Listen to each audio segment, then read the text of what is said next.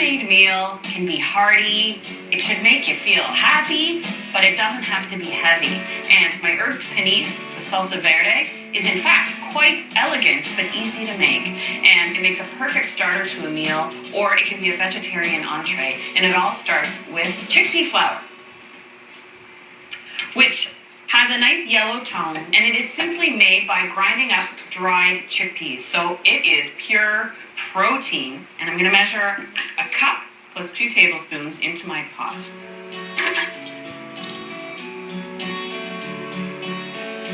I'll also add 2 cups of water and 6 tablespoons of olive oil.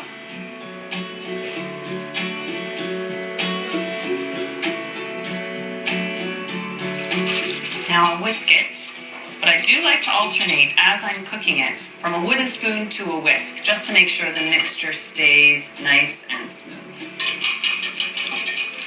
It takes about 7 minutes.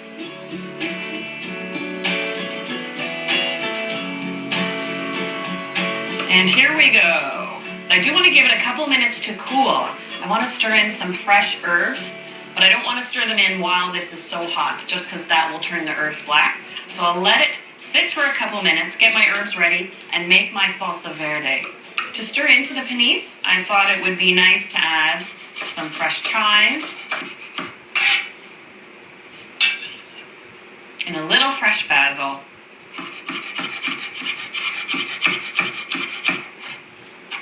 Okay, while I'm in the mood to chop some fresh herbs, I'll get my salsa verde going.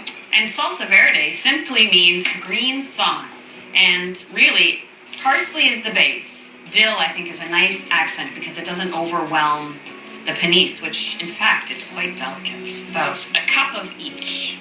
So I can add them to my food processor. And a clove of garlic.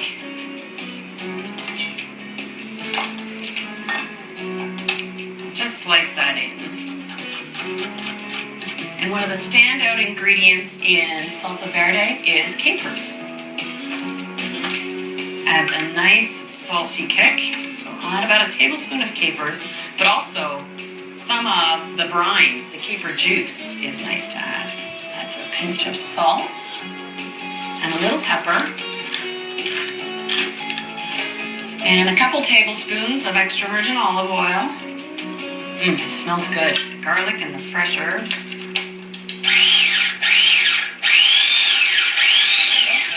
Touch of water.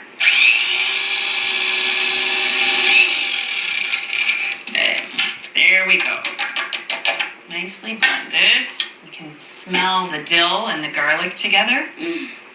So nice. I'll chill that down. Now, my panisse is starting to set up a little bit, but it's still warm. And before it sets up completely, I'll stir in the chopped basil and chives and spread it in my pan. I lined an 8-inch square pan with plastic wrap. That way it'll be easy to turn out, and I actually sliced it into little fingers before I pan fry it. And spread it and level it in my pan. And it needs a couple hours, about 2 hours to chill. There we go. And then to cover it, just push the plastic wrap over. And chill this down and just fry it up in a little while.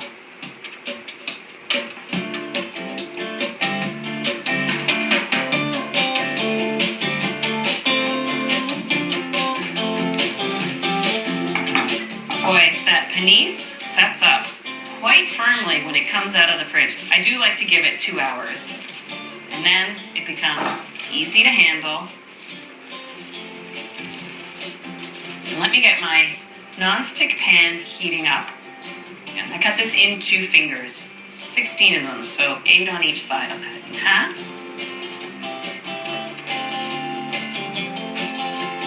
The panisse is fully cooked. All I need to do is warm it through.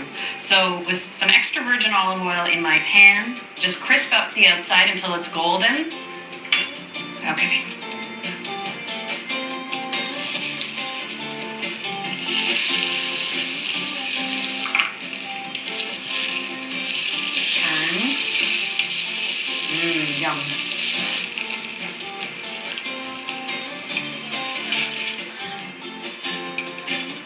Ready to enjoy.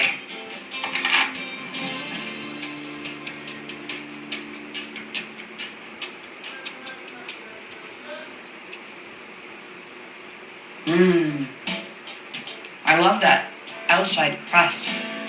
It really is hearty and homemade. Well, I've just got to keep going. Next thing for me to make is my baked sole with quinoa puttanesca.